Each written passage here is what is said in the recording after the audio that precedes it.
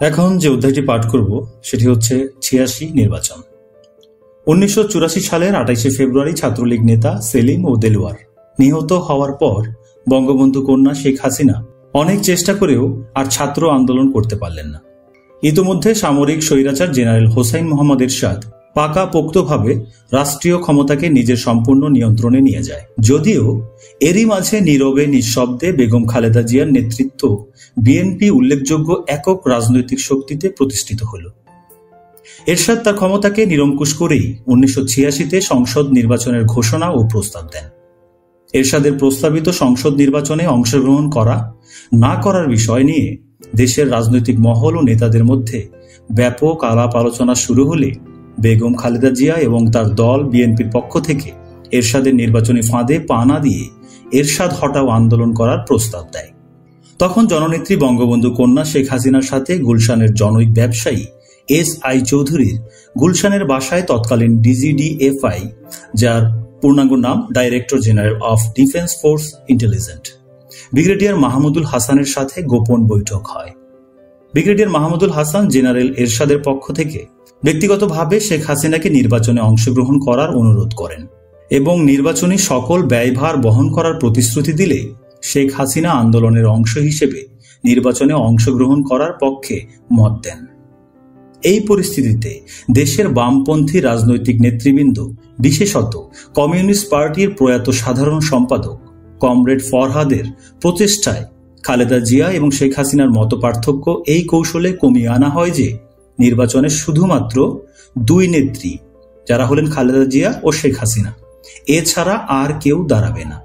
অর্থাৎ বামপন্থী নেতৃবৃন্দ বেগম জিয়াকে এটা বোঝাতে সমর্থ হয় যে বেগম জিয়া এবং শেখ হাসিনা দুজনে ১৫০-১৫০ আসনে নির্বাচনে দাঁড়াবেন, আর বাকি সবাই মিলে দুই নেত্রীকে ৩০০ আসনে জিতিয়ে দেবেন।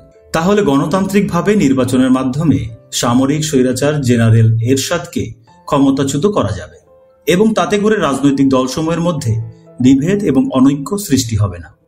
বেগম খালেদা জিয়া এরশাদকে ক্ষমতাচ্যুত করার প্রয়াসে দুই নেত্রী ১৫০+১৫০ ৩০০ আসন নির্বাচনের প্রস্তাবে সায় দেন এবং শেখ হাসিনা ও খালেদা জিয়া মুখোমুখি সংক্ষিপ্ত বৈঠক করেন। কিন্তু গুলশানের ব্যবসায়ী এস.আই. চৌধুরীর মাধ্যমে দুই নেত্রীর এই গোপন নির্বাচনী কৌশলের কথা এরশাদের কাছে পৌঁছে যায় এবং এরশাদ রাষ্ট্রপতির অধ্যাদেশ জারি করে যে এক ব্যক্তি ৫-এর অধিক বা বেশি আসনে নির্বাচনে দাঁড়াতে পারবে না। ফলে দুই নেত্রীর ১৫০-১৫০-৩০০ আসনে নির্বাচনী করার কৌশল ভণ্ডুল হয়ে যায়। তখন বেগম জিয়া এরশাদের নির্বাচনী ফাঁদে পা না দিয়ে এরশাদ পতনের আন্দোলনের পুরানা অবস্থানে চলে যান। এদিকে গুলশানের এস.আই. চৌধুরীর বাড়িতে ডিজিডিএফআই ব্রিগেডিয়ার মাহমুদুল হাসানের সাথে শেখ হাসিনার আবার বৈঠক হয় এবং সেই বৈঠকে দাবি করা হয় নির্বাচনী ব্যয় হিসেবে আগে যে পরিমাণ অর্থ ধরা হয়েছে এখন তার ৩ গুণ অর্থ দিতে হবে। ডিজিডিএফআই ব্রিগেডিয়ার মাহমুদুল হাসান ১ ঘন্টার সময় চেয়ে চলে যান এবং বঙ্গবন্ধু কন্যা শেখ হাসিনা ধানমন্ডি ৩২ নম্বর বঙ্গবন্ধু ভবনে চলে আসেন। ঘণ্টা ২ পর সন্ধ্যার দিকে ব্যবসায়ী এস.আই. চৌধুরী দুটি মাইক্রোবাস সঙ্গে নিয়ে ৩২ নম্বরে এসে হাজির। এস.আই. চৌধুরী আর শেখ হাসিনার মধ্যে ১-১.৫ মিনিট কথা, তারপরেই হুকুম হলো তাড়াতাড়ি মাইক্রোবাস থেকে বস্তাগুলো নামিয়ে আনা।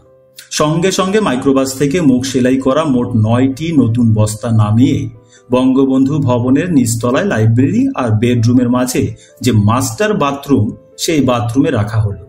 এরপর শেখ হাসিনা আদেশ করলেন সাংবাদিক সম্মেলনের আয়োজন করতে এবং ডক্টর কামাল হোসেন সহ আওয়ামী লীগের কেন্দ্রীয় নেতাদের ৩২ নম্বরে বঙ্গবন্ধু ভবনে জরুরি ভিত্তিতে আসতে বলার জন্য। ডক্টর কামাল হোসেন সহ যে সকল নেতাদের টেলিফোনে পাওয়া গেল তাদের অনতিবিলম্বে বঙ্গবন্ধু ভবনে আসতে বলা হলো। বিভিন্ন পত্রিকা অফিসে টেলিফোনের মাধ্যমে ও সশরীরে গিয়ে জরুরি সাংবাদিক সম্মেলনের সংবাদ জানানো হলো। সাংবাদিক সম্মেলনের বিষয়বস্তু সম্পর্কে সাংবাদিকদের কিছু জানানো সম্ভব হলো না, শুধু বলা হলো জরুরি ও খুবই গুরুত্বপূর্ণ সাংবাদিক সম্মেলন। আসলে সত্যি কথা বলতে কি, সাংবাদিক সম্মেলনের বিষয়বস্তু সম্পর্কে ডক্টর কামাল হোসেন সহ কোনো নেতা কিছু জানেন না। মূল বিষয়বস্তু সম্পর্কে জানেন মূলত ৪ ব্যক্তি: ১. শেখ হাসিনা, ২. ব্যবসায়ী SI. Chowdhury, ৩. DGDFI brigadier Mahmudul Hasan এবং ৪. প্রধান সামরিক আইন প্রশাসক সেনাবাহিনী প্রধান রাষ্ট্রপতি জেনারেল হুসাইন মোহাম্মদ এরশাদ। অধিক রাত হওয়া সত্ত্বেও বহু সংখ্যক সাংবাদিক এসে উপস্থিত হলো ধানমন্ডি ৩২ নম্বরে বঙ্গবন্ধু ভবনে। শেখ হাসিনা ইতিমধ্যে আওয়ামী লীগ নেতাদের এরশাদের নির্বাচনে যাওয়ার সিদ্ধান্ত জানালেন। নেতারা বললেন, নির্বাচনে যাব ঠিক আছে, কিন্তু একদিন আমরা বিষয়টি নিয়ে আলোচনা করি, তারপর সিদ্ধান্ত নেই। শেখ হাসিনা বললেন, আমাদের সময় নেই, তাড়াতাড়ি করতে হবে। খালেদা জিয়া এবং তার দল বিএনপিকে ল্যাং মেরে নির্বাচনে যেতে হবে, কাজেই এটা নিয়ে এত আলোচনার দরকার নেই। বাইরে সাংবাদিকরা বসে আছে, এখনই নির্বাচনে যাওয়ার ঘোষণা দিতে হবে বলেই সরাসরি সাংবাদিকদের মাঝে এসে উপস্থিত হলেন এবং নির্বাচনে যাওয়ার ঘোষণা দিলেন। তার পরদিন ৬ ফুট লম্বা ৩ ফুট চওড়া ৫ তলা একটি স্টিলের ওয়ার্ড্রোব আনা হলো এবং যে বাথরুমে সেলাই করা বস্তাগুলো আছে সেখানে রাখা হলো। তারপর একে একে বস্তা খোলা হলো, আর বস্তার ভিতরে থাকা ৫০০ টাকার নতুন বান্ডিলগুলো ওই স্টিলের ওয়ার্ড্রোবে সাজিয়ে রাখা হলো। সব টাকা ওয়ার্ড্রোবে না ধরায় বাকি টাকা অন্যত্র সরিয়ে ফেলা হলো। শুরু হলো ১৯৮৬ এর সংসদ নির্বাচনী প্রক্রিয়া। দেশ দুই ভাগে বিভক্ত হল। এক ভাগ শেখ হাসিনার নেতৃত্বে জেনারেল এরশাদের পাতানো নির্বাচনে জড়িয়ে পড়ল। আরেক ভাগ বেগম খালেদা জিয়ার আহ্বানে এরশাদ পতন ও পাতানো নির্বাচন বর্জন এবং ঠেকানোর চেষ্টায় রত হল। শেখ হাসিনা সর্বশক্তি দিয়ে আওয়ামী লীগ কর্মীদের নির্বাচনে ঝাঁপিয়ে পড়ার জোরদার আহ্বান জানালেন। তিনি বললেন, এই নির্বাচনের মাধ্যমে আওয়ামী লীগকে পুনরায় ক্ষমতায় আসতে হবে এবং সামরিক শাসক এরশাদকে বিদায় করতে হবে। শেখ হাসিনার আহ্বানে জনগণ এগিয়ে না এলেও আওয়ামী লীগের কর্মী ও সমর্থকরা স্বতঃস্ফূর্তভাবে এগিয়ে এলো। আওয়ামী লীগের কর্মী ও সমর্থকরা সারা দেশেই একটা নির্বাচনী পরিবেশ সৃষ্টি করে তুলল। ওই সময়ই ফিলিপাইনে সামরিক একনায়ক জেনারেল মার্কোসের বিরুদ্ধে নিহত জননেতা মিস্টার একুইনোর বিধবা স্ত্রী মিসেস কোরাজন একুইনো প্রেসিডেন্ট পদে নির্বাচনে প্রতিদ্বন্দ্বিতা করছে। সারা বিশ্ব ফিলিপাইনের দিকে তাকিয়ে আছে। ঠিক এমনই মুহূর্তে বাংলাদেশও সামরিক শাসকের বিরুদ্ধে গণতান্ত্রিক নির্বাচন ফিলিপাইনের মতোই প্রায় দৃষ্টি আকর্ষণ করে আছে। শেরেবাংলা নগরে মানিক মে এভিনিউতে আওয়ামী লীগের শেষ বিশাল নির্বাচনী জনসভা। এর মাত্র দুদিন আগে ফিলিপাইনে নির্বাচন হয়ে গেছে। সামরিক একনায়ক জেনারেল মার্কোস নির্বাচনের ফলাফল পাল্টে দিয়ে নিজেকে বিজয়ী ঘোষণা করেছে। অপরদিকে মিসেস কোরাজন একুইনো ওই ফলাফল প্রত্যাখ্যান করে নিজেকে বিজয়ী ঘোষণা করেছেন। মিসেস কোরাজন একুইনোর পক্ষে ফিলিপাইনের জনগণ রাস্তায় নেমেছে, আর সেই জনগণকে দমিয়ে দেওয়ার জন্য একনায়ক মার্কোসের পক্ষে সেনাবাহিনী ট্যাঙ্ক নিয়ে রাস্তায় বেরিয়ে এসেছে। একদিকে জনগণের বিক্ষোভ, অপরদিকে সামরিক বাহিনীর ট্যাঙ্ক। ফিলিপাইনের অবস্থা গত দুদিন থেকে খুবই উত্তপ্ত। জনগণ বিক্ষোভে সামিল হওয়ার জন্য জেনারেল মার্কোসের কারফিউ ভেঙে রাস্তায় বেরিয়ে এসেছে, আর সেই জনগণের দিকে তাক করে ট্যাঙ্ক নিয়ে ধেয়ে এসেছে সেনাবাহিনী। ফিলিপাইনের দিকে সারা পৃথিবীর দৃষ্টি যতখানি গভীর, বাংলাদেশের জনগণের দৃষ্টি তার চাইতে অনেক বেশি গভীর। ফিলিপাইনের মতো বাংলাদেশও প্রায় একই ঘটনা, একই অবস্থা। জনগণ বনাম সামরিক বাহিনী, নির্বাচিত জনপ্রতিনিধি বনাম সামরিক একনায়ক। বাংলাদেশের জনগণ সজাগ ও তীক্ষ্ণ দৃষ্টি রেখেছে ফিলিপাইনের শেষ পরিণতির দিকে। ফিলিপাইনের উত্তাপ বাংলাদেশের জনগণের অনুভূতিতে লাগছে। এমনই মুহূর্তে শেখ হাসিনার আওয়ামী লীগের শেষ নির্বাচনী বিশাল জনসভা চলছে। হঠাৎ মঞ্চের নেতার বক্তৃতা বন্ধ করে মাইকে ঘোষণা করা হলো, ফিলিপাইনের একনায়ক জেনারেল মার্কোস দেশ থেকে পালিয়ে গিয়েছে। ঘোষণার সঙ্গে সঙ্গে বিদ্যুৎ গতিতে জনতা উল্লাসে ফেটে পড়ল। মনে হলো যেন বাংলাদেশ থেকে জেনারেল এরশাদ পালিয়ে গেছে এবং শেখ হাসিনা ক্ষমতায় এসেছেন। মঞ্চের নেতারা একে অপরকে বুকে জড়িয়ে ধরে কোলাকুলি করলেন। এ যেন পথের দিশা পাওয়া গেল। বাংলাদেশেও একই ঘটনার পুনরাবৃত্তি ঘটতে যাচ্ছে। দুদিন পর বাংলাদেশে নির্বাচন হল। জেনারেল এরশাদ জেনারেল মার্কোসের ন্যায় মিডিয়া কু করে ফলাফল পাল্টিয়ে দিয়ে নিজের দল জাতীয় পার্টিকে বিজয়ী ঘোষণা করল। অপরদিকে শেখ হাসিনা ওই ফলাফল প্রত্যাখ্যান করে ফিলিপাইনের মিসেস কোরাজন একুইনোর মতো নিজেকে বিজয়ী ঘোষণা করলেন। জেনারেল এরশাদ পার্লামেন্ট অধিবেশন ডাকল। শেখ হাসিনাও পাল্টা পার্লামেন্ট অধিবেশন ডাকলেন। জেনারেল এরশাদের পার্লামেন্ট অধিবেশন শুরু হলো পার্লামেন্ট হাউসে। শেখ হাসিনার পার্লামেন্ট অধিবেশন শুরু হলো পার্লামেন্টের সিঁড়িতে। এভাবে কয়েকদিন চলতে লাগলো। একদিন সন্ধ্যার পর গুলশানের ব্যবসায়ী এসআই চৌধুরী ধানমন্ডি ৩২ নম্বরে বঙ্গবন্ধু ভবনে ৩টি মাইক্রোবাস নিয়ে এলেন। আগে থেকে অপেক্ষায় থাকা বঙ্গবন্ধু কন্যা জননেত্রী শেখ হাসিনা দৌড়ে এলেন এবং এসআই চৌধুরীকে নিয়ে বঙ্গবন্ধু ভবনের লাইব্রেরিতে বসিয়ে সঙ্গে সঙ্গে তিনি বেরিয়ে এসে মাইক্রোবাস থেকে দ্রুত ছালার বস্তাগুলো আগের জায়গায় নামিয়ে রাখতে বললেন। যথারীতি বস্তাগুলো নামিয়ে নির্দিষ্ট জায়গায় রাখা হলো। এবার বস্তা হলো ১৩টি। নেত্রীকে বস্তা নামানো শেষ হয়েছে জানানো হলো। নেত্রী মাইক্রোবাসের সঙ্গে আসা বঙ্গবন্ধু ভবনের বাইরে থাকা সাদা পোশাকের অস্ত্রধারী ব্যক্তিদের চা খাওয়ানোর কথা বললে এসআই চৌধুরী আপত্তি করে এখনই চলে যেতে হবে বলে বিদায় নিলেন। নেত্রী তাকে মাইক্রোবাসে তুলে দিয়ে ফিরে এলেন। অনুমান করা গেল নির্বাচনে যাওয়ার আগে 9 বস্তায় 10 কোটি টাকা ছিল, আর এখন 13 বস্তায় 15 কোটি টাকা। বাংলাদেশের জনগণের আশা আকাঙ্ক্ষা ছিল জননেত্রী শেখ হাসিনা ফিলিপাইনের মিসেস কোরাজন একুইনোর মতো আপোষহীন থাকবেন, জনগণকে রাস্তায় বেরিয়ে আসার আহ্বান জানাবেন। জনগণ রাস্তায় বেরিয়ে আসবে, সামরিক একনায়ক এরশাদের বিরুদ্ধে আন্দোলন করবে। এরশাদ জনগণের বিপক্ষে সেনাবাহিনী এবং ট্যাঙ্ক নামাবে। জনতার প্রতিরোধের মুখে সেনাবাহিনী এবং ট্যাঙ্ক অকার্যকর হবে। সামরিক স্বৈরাচার এরশাদ দেশ থেকে পালিয়ে যাবে। কিন্তু না, বঙ্গবন্ধু কন্যা জননেত্রী শেখ হাসিনা জনতার সমস্ত আশা আকাঙ্ক্ষা জলাঞ্জলি দিয়ে নীরবে নিঃশব্দে চুপিসারে স্বৈরাচারী জেনারেল এরশাদের পার্লামেন্টে যোগ দিলেন এবং এরশাদের পার্লামেন্টের বিরোধী দলের নেত্রী হলেন। দেশ থেকে সামরিক শাসন এবং সমরনায়ক স্বৈরাচারী এরশাদ তো গেলই না, বরং 86-এর নির্বাচনের পাতানো খেলায় সামরিক একনায়ক জেনারেল এরশাদ পূর্বের চাইতে আরো শক্তিশালী রূপে জগদ্দল পাথরের ন্যায় জনগণের ঘাড়ে চেপে বসল। এবার যে অধ্যায়টি পাঠ করব তার নাম আন্দোলন আন্দোলন খেলা। স্বৈরাচারী জেনারেল এরশাদের সঙ্গে বঙ্গবন্ধু কন্যা জননেত্রী শেখ হাসিনাকে রেখে বেগম খালেদা জিয়া একক আন্দোলন করলে কাঙ্ক্ষিত ফল আসবে না ভেবে মোটরসাইকেল আরোহী আন্দোলনের আন্তরিকতার বিষয়ে প্রশ্ন করলে বঙ্গবন্ধু কন্যা শেখ হাসিনা জবাব দেন, আমি আছি ম্যাডামের পিছনে পিছনে। ম্যাডাম যে কর্মসূচি দিবে আমিও সেই কর্মসূচি দিব, যাতে মনে হয় আমিও আন্দোলনে আছি। আন্দোলন সফল করে তোলার প্রশ্নে আওয়ামী লীগ কর্মীদের বলিষ্ঠ ভূমিকা বিষয়ে জানতে চাওয়া হলে জননেত্রী শেখ হাসিনা বলেন, আওয়ামী লীগ কর্মীদের বলে দেবে তারা যেন আন্দোলন আন্দোলন খেলা করে, কিন্তু আন্দোলন যেন না করে। অর্থাৎ আন্দোলনের সাথে থেকে আন্দোলনের পিঠে ছুরি মারতে হবে। ম্যাডামকে মানে খালেদা জিয়ারকে ব্যর্থ করে করে ঘরে বসিয়ে দিতে হবে, আর যাতে রাজনীতির নাম না নেয়। জনগণ এবং আওয়ামী লীগের মাঠকর্মীরা এরশাদ পতনের আন্দোলনের জন্য এতই উদ্গ্রীব যে আন্দোলন প্রশ্নে বঙ্গবন্ধু কন্যা জননেত্রী শেখ হাসিনার স্পষ্ট নির্দেশ থাকা সত্ত্বেও তারা আন্দোলনে বলিষ্ঠ ভূমিকা পালন করতে থাকে।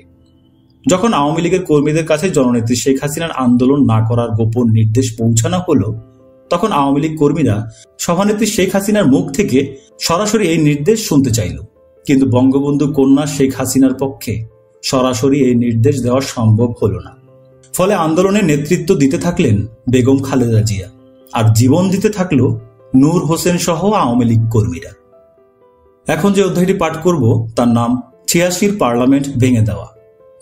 1987 সালের 10ই নভেম্বর ঢাকায় আওয়ামী যুবলীগ কর্মী নূর হোসেন বুকে স্বৈরাচার নিপাত যাক আর পিঠে গণতন্ত্র মুক্তি পাক লিখে বিক্ষোভ মিছিল করার সময় পুলিশের গুলিতে নিহত হলে দেশি এবং বিদেশি বিশেষ করে বহির্বিশ্বের প্রচার মাধ্যমে তা ফলাও করে প্রচার করে।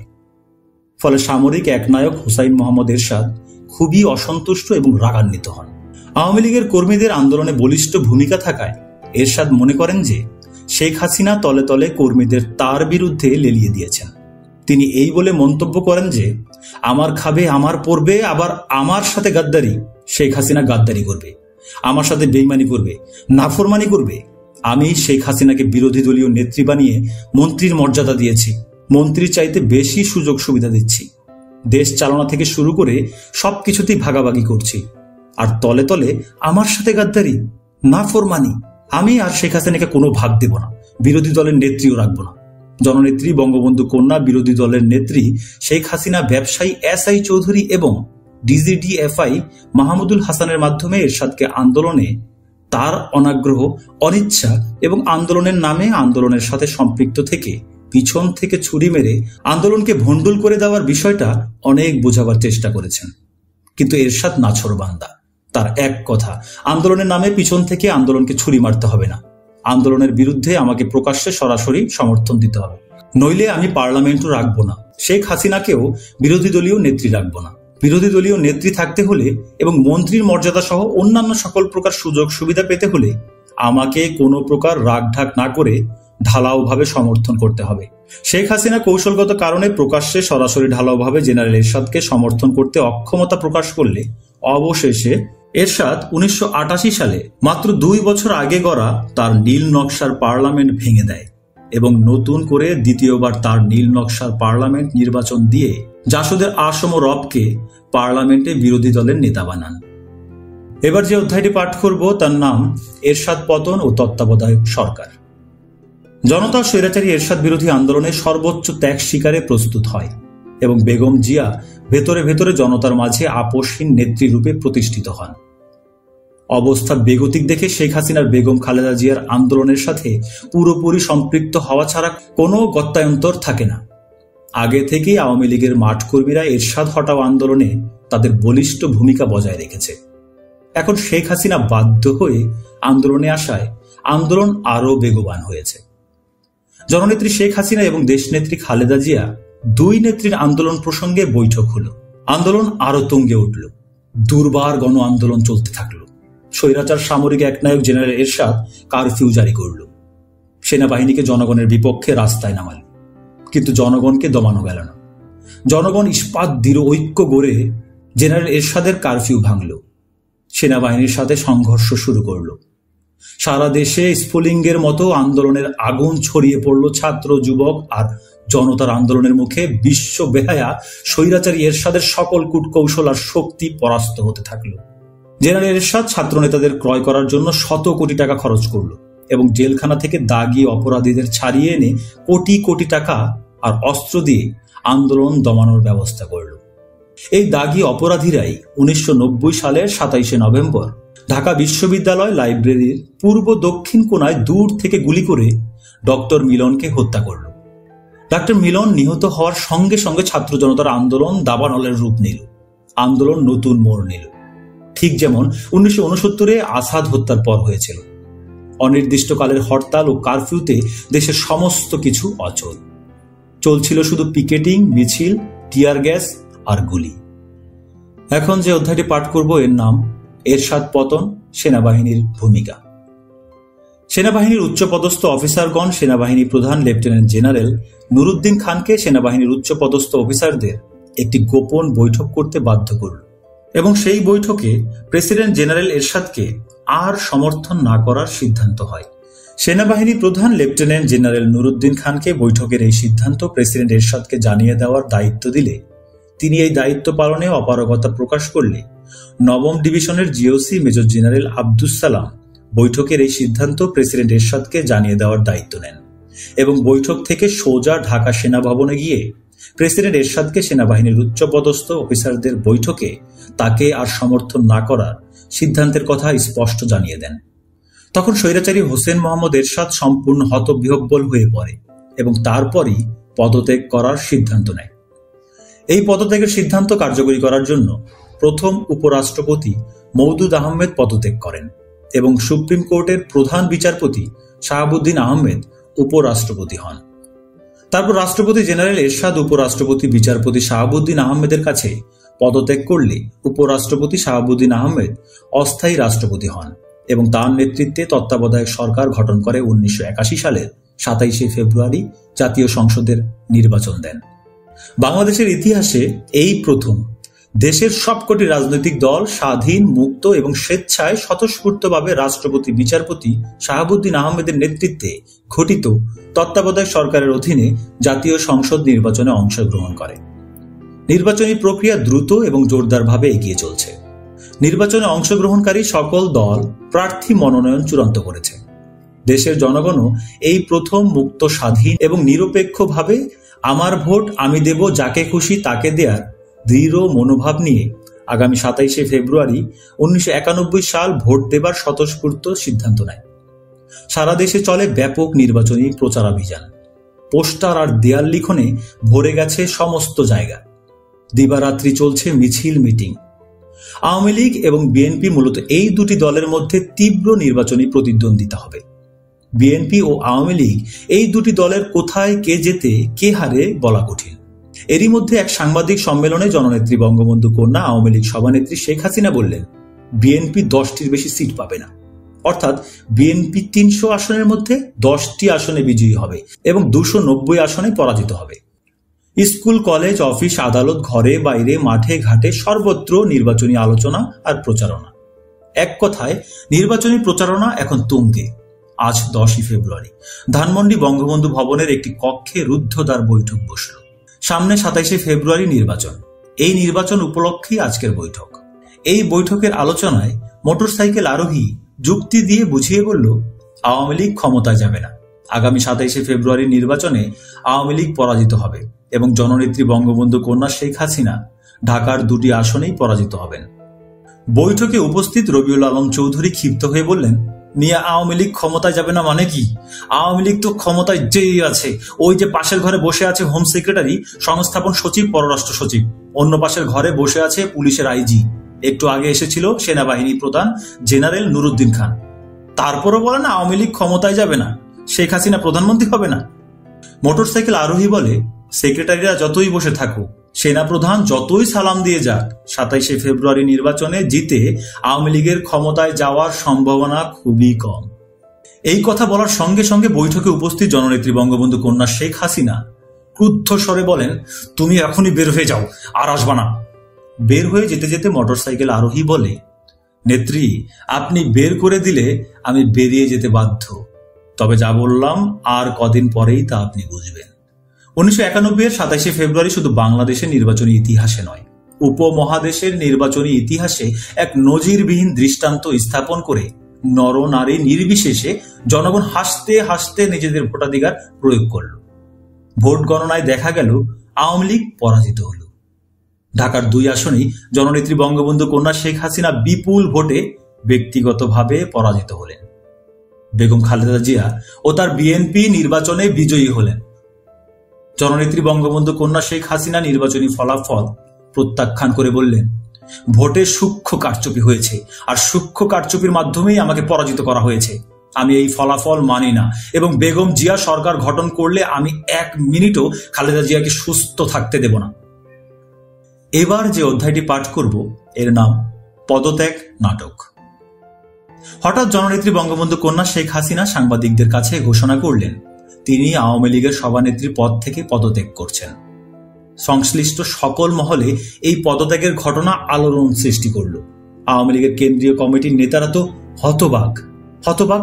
কেন্দ্রীয় অফিস নির্বাহীরা। বলা নেই কওয়া নেই, দলের সভানেত্রী শেখ হাসিনা ঘোষণা করলেন তিনি পদত্যাগ করেছেন। কিন্তু তিনি পদত্যাগ করলেন কার কাছে? কোথায় তার পদত্যাগপত্র? দলের কেন্দ্রীয় কার্যালয়ে কোনো কেন্দ্রীয় নির্বাহীর কাছে সভানেত্রীর পদত্যাগপত্র নেই। কেন্দ্রীয় নির্বাহী কমিটির মিটিংয়েও তিনি পদত্যাগ করলেন না। তাহলে তিনি পদত্যাগ করলেন কোথায় এবং কার কাছে? তিনি পদত্যাগ করেছেন বলে সাংবাদিকদের কাছে ঘোষণাই বা করলেন কিভাবে? সভানেত্রী শেখ হাসিনার এই পদত্যাগের বিষয় নিয়ে দলের ভেতরে ও বাইরে চলছে জল্পনা কল্পনা। কেউ বলছেন না, তিনি পদত্যাগ করেননি। কেউ বলছেন না, তিনি স্বয়ং পদত্যাগ করেছেন বলে ঘোষণা দিয়েছেন। এদিকে বঙ্গবন্ধু কন্যা সভানেত্রী শেখ হাসিনা তার পদত্যাগ প্রত্যাহার করার দাবিতে ছাত্রলীগ ও যুবলীগ কর্মীদের ব্যাপক মিছিল, মিটিং এবং আমরণ অনশন করার নির্দেশ দেন। কিন্তু জননেত্রী বঙ্গবন্ধু কন্যা সভানেত্রী শেখ হাসিনার এই নির্দেশে যুবলীগ ছাত্রলীগের কর্মীরা তেমন সাড়া না দিলে এবং পত্রপত্রিকা পদত্যাগ নাটক নিয়ে হইচই শুরু করলে দলের সভানেত্রী শেখ হাসিনা দলের সাধারণ সম্পাদিকা সাজেদা চৌধুরীকে সভানেত্রীর পদত্যাগপত্র ছিঁড়ে ফেলেছেন বলে ঘোষণা দেওয়ার জন্য অনুরোধ করলেন। এই অনুরোধের পরিপ্রেক্ষিতে সাজেদা চৌধুরী সভানেত্রী শেখ হাসিনা তার কাছে পদত্যাগপত্র দিলে তিনি তা ছিঁড়ে ফেলেছেন বলে ঘোষণা দেন এবং পদত্যাগ নাটকের অবসান ঘটান। মোটরসাইকেল আরোহী পুনরায় ফিরে এলে জননেত্রী বঙ্গবন্ধু কন্যা বিরোধী দলীয় নেত্রী সাদর সম্ভাষণ জানিয়ে তার ব্যক্তিগত পরামর্শকের দায়িত্ব ও মর্যাদা পুনরায় ফিরিয়ে দেন। মোটরসাইকেল আরোহী জননেত্রী বঙ্গবন্ধু কন্যা বিরোধী দলীয় নেত্রী শেখ হাসিনাকে সদ্য সমাপ্ত নির্বাচন সম্পর্কে এবং নতুন সরকার সম্পর্কে আর কোনো কঠোর উক্তি না করে ধৈর্য ধরে অপেক্ষা করার পরামর্শ দেন। এবার যে অধ্যায়টি পাঠ করব এর নাম টাকার বিনিময়ে রাষ্ট্রপতি প্রার্থী। রাষ্ট্রপতি বিচারপতি শাহাবুদ্দিন আহমেদের স্থলে নতুন রাষ্ট্রপতি নির্বাচনের সময় বিরোধী দলীয় নেত্রী জননেত্রী বঙ্গবন্ধু কন্যা শেখ হাসিনা হাজী মকবুল হোসেনকে লক্ষ টাকার বিনিময়ে আওয়ামী লীগের পক্ষ থেকে রাষ্ট্রপতি পদপ্রার্থী করেন। অন্যদিকে এরশাদ এবং তার দল জাতীয় পার্টি সমর্থন নিয়ে সুপ্রিম কোর্টের সাবেক প্রধান বিচারপতি বদরুল হায়দার চৌধুরী রাষ্ট্রপতি প্রার্থী হন। বিরোধী দলীয় নেত্রী জননেত্রী বঙ্গবন্ধু কন্যা শেখ হাসিনা হাজী মকবুলকে রাষ্ট্রপতি প্রার্থী করে রাখলে তার এবং তার দল আওয়ামী লীগের ভাবমূর্তি ক্ষুণ্ণ হবে। ঐতিহ্য নষ্ট হবে ইত্যাদি বুঝিয়ে সাবেক প্রধান বিচারপতি বদরুল হায়দার চৌধুরীকে সম্মিলিত বিরোধী দলীয় প্রার্থী করার পরামর্শ দিলে এক পর্যায়ে তিনি শেখ হাসিনা রাজি হন এবং বিচারপতি বদরুল হায়দার চৌধুরীকে ধানমন্ডি ৩২ নম্বর বঙ্গবন্ধু ভবনে ডেকে এনে আলাপ আলোচনা শেষে জননেত্রী বিরোধী দলীয় নেত্রী বঙ্গবন্ধু কন্যা শেখ হাসিনা বিচারপতি বদরুল হায়দার চৌধুরীকে জামাতে ইসলামী বাংলাদেশ আমির যুদ্ধাপরাধী ৭১-এর ঘাতক অধ্যাপক গোলাম আজমের সঙ্গে দেখা করে দোয়া নিয়ে আসার জন্য বলেন। এদিকে হাজী মকবুল হোসেনকে রাষ্ট্রপতি প্রার্থিতা প্রত্যাহার করার জন্য বিরোধী দলীয় নেত্রী শেখ হাসিনা নির্দেশ দিলেও হাজী মকবুল প্রার্থিতা প্রত্যাহার করতে গড়িমসি শুরু করে। এক পর্যায়ে হাজী মকবুল হোসেন বঙ্গবন্ধু কন্যা শেখ হাসিনাকে দেওয়া তার ৩০ লক্ষ টাকা ফেরত না পেলে রাষ্ট্রপতি প্রার্থিতা প্রত্যাহার করতে অস্বীকৃতি জানায়।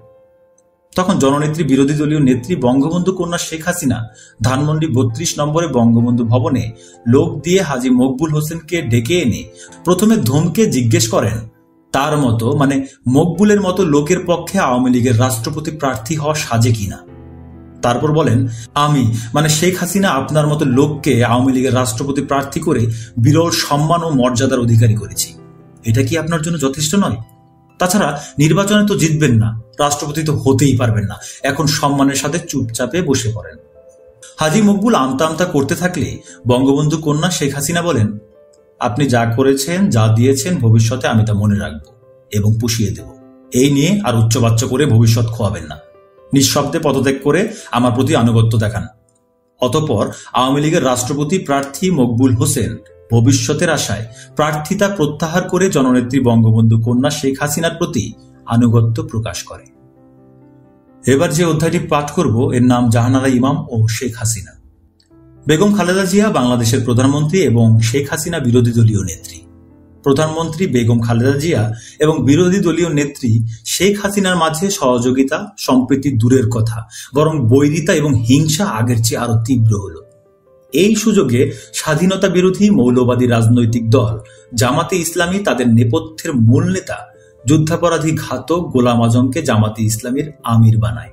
এর প্রতিবাদে এবং যুদ্ধাপরাধী ঘাতক গোলাম আজম সহ সকল যুদ্ধাপরাধীর বিচারের দাবিতে ১৯৯২ সালের ১১ ফেব্রুয়ারি শহীদ জননী জাহানারা ইমাম মুক্তিযুদ্ধের চেতনা বাস্তবায়ন ও ৭১-এর ঘাতক দালাল নির্মূল জাতীয় সমন্বয় কমিটির নামে মুক্তিযুদ্ধের চেতনায় বিশ্বাসী একটি নতুন সংগঠন গড়ে তোলেন এবং আন্দোলন শুরু করেন। শহীদ জননী জাহানারা ইমামের নেতৃত্বে গড়ে ওঠা এই নতুন সংগঠনের আন্দোলন কর্মসূচিতে জনগণ ব্যাপক সাড়া দিল। নতুন প্রজন্ম শহীদ জননী জাহানারা ইমামের নেতৃত্ব ও কর্মসূচিতে দারুণ উৎসাহ ও আস্থা নিয়ে অংশগ্রহণ করতে থাকলে বঙ্গবন্ধু কন্যা বিরোধী দলীয় নেত্রী শেখ হাসিনা অস্থির ও উত্তেজিত হয়ে ওঠেন। তিনি শেখ হাসিনা কেবলই বলতে থাকেন, জাহানারা ইমাম নতুন দোকান খুলেছে, নতুন ব্যবসা ধরেছে, নেত্রী হতে চায়, জননেত্রী হতে চায়, ব্যবসার জায়গা পায় না, মুক্তিযুদ্ধের নাম নিয়ে ব্যবসা শুরু করেছে। মোটরসাইকেল আরোহী বঙ্গবন্ধু কন্যা শেখ হাসিনাকে বলে, নেত্রী, এ কি বলেছেন আপনি? সমগ্র জাতি জানে জাহানারা ইমাম শহীদ জননী। ৭১-এর মুক্তিযুদ্ধে তার ছেলে রুমি শহীদ হয়েছে, তিনি শহীদ জননী, আর আপনি এ কি বলছেন? বঙ্গবন্ধু কন্যা জননেত্রী শেখ হাসিনা উত্তেজিত হয়ে বলেন, রাখো তোমার শহীদ জননী, ও কিসের শহীদ জননী? ওর ছেলে রুমি লুটপাট করতে যেয়ে নিজেদের গুলিতেই মারা গেছে। ওর স্বামী ৭১ সালে যুদ্ধের সময় আর্মিদের সাপ্লাই করত। মোটরসাইকেল আরোহী বলে, এ কি বলছেন নেত্রী? এসব কথা জনসম্মুখে বললে হিতে বিপরীত হবে। বঙ্গবন্ধু কন্যা বলেন, এর জন্যই তো দম বন্ধ করে চুপ করে আছি এবং তোমাদের বলে রাখছি, তোমরা এগুলো বাইরে বলবে। ওরা জাহানারা ইমাম ধানমন্ডি ৩২-এর রাস্তায় ঢুকতেই ডান দিকের কোনায় প্রথম দ্বিতীয় তলা বাড়িতে থাকতো। আমাদের বাড়ির ধানমন্ডি ৩২-এর বঙ্গবন্ধু ভবনের পূর্ব দিকে প্রথম বাড়িটাই থাকতো। জাহানারা ইমামদেরও পাকিস্তানি আর্মিরা পাহারা দিয়ে রাখত। জাহানারা ইমামের জামাই পাকিস্তানি আর্মিদের সাপ্লাই করত। ওই সময় প্রচুর টাকা পয়সা কামিয়েছে এরা, আর এখন এসেছে মুক্তিযুদ্ধের চেতনা বাস্তবায়ন করতে। আসলে এসেছে আমার নেতৃত্ব দখল করতে। আমি নির্বাচনে হেরেছি, এই সুযোগ তলে তলে খালেদা জিয়ার সাথে লাইন করে জননেত্রী হওয়ার পরিকল্পনায় আছে জাহানারা ইমাম। আর তাই গোলাম আজমের বিচার, যুদ্ধাপরাধীদের বিচার, মুক্তিযুদ্ধের চেতনা বাস্তবায়ন ইত্যাদি নানা কথার আড়ালে নেত্রী হওয়ার খায় এসে আছে। তোমরা এর থেকে সাবধান থাকবে এবং আমাদের সকল কর্মীদের সাবধান রাখবে, কেউ যেন জাহানারা ইমামের খপ্পরে না পড়ে। মোটরসাইকেল আরোহীর প্রশ্ন, নেত্রী, আপনি কি জাহানারা ইমামের ঘাতক? দালাল নির্মূল কমিটির কর্মসূচিতে যাবেন না? বঙ্গবন্ধু কন্যা শেখ হাসিনা জবাব দেন, সে আমি যাই বা না যাই তোমরা যাবে না, আর আওয়ামী লীগের কোনো কর্মীকে যেতে দেবে না। বোঝো না, আমার তো ইচ্ছে না থাকলেও অনেক জায়গায় যেতে হয়। জাহানারা ইমামের মুক্তিযুদ্ধের নামে দেওয়া কর্মসূচিতে হয়তো আমি কৌশলগত কারণে যাব, কিন্তু তোমরা যাবে না। এবার যে অধ্যায়টি পাঠ করব এর নাম গোলাম আজম ও শেখ হাসিনা বৈঠক।